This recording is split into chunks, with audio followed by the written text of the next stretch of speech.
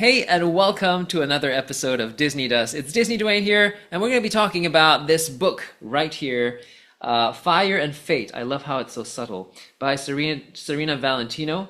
And basically, she's written all the Disney villain sort of like origin story or, something from their perspective. And it's been very cool. This is the 10th book already, I believe. And I want to compare it a little bit to Never Never, which I just read. Since I read these books so close to each other, I think a bit of comparison is fair. And I've also given Never Never a 5. Now, before I dive into this book itself, I just want to talk about the shirt I'm wearing since we're on villains. This one I designed in 2D, and then I got it done into a 3D version, which I actually kind of prefer. Villains aren't born, they are made, saying that, it says hurt people, but it's also about the fact that villains were hurt too, and therefore they became villains. So, let's stop the cycle. Cruella was nice. She was hanging out with a Dalmatian, giving it lots of love. But specifically, I've also designed a second one. This is, it's not showing up very well. This is Hades, and it's appropriate for this video. Villains aren't born, they are made. This is Hades playing with a marshmallow because he's so cute and he's having fun. The third one I want to design is Mother Gothel. But anyhow, if you're interested in a shirt in your size, feel free to email me at DisneyDwayne@yahoo.com and we can arrange something. DisneyDwayne@yahoo.com. Anyhow, let's get into the book proper.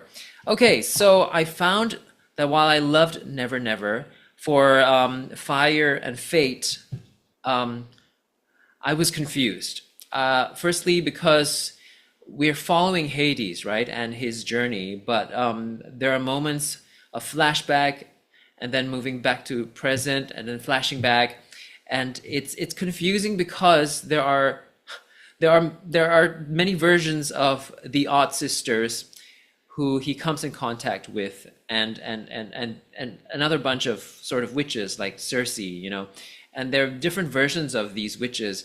It's confusing to keep track of, honestly.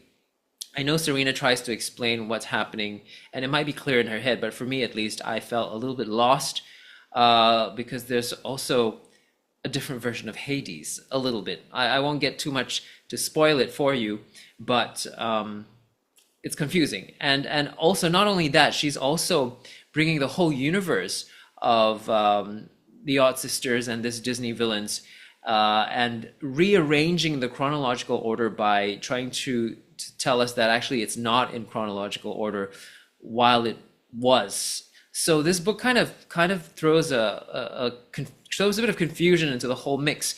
I'm not sure where this is going either, because it seems like there's still more of the Odd Sister story coming up, and I hope it doesn't overtake another villain story like it did with this one.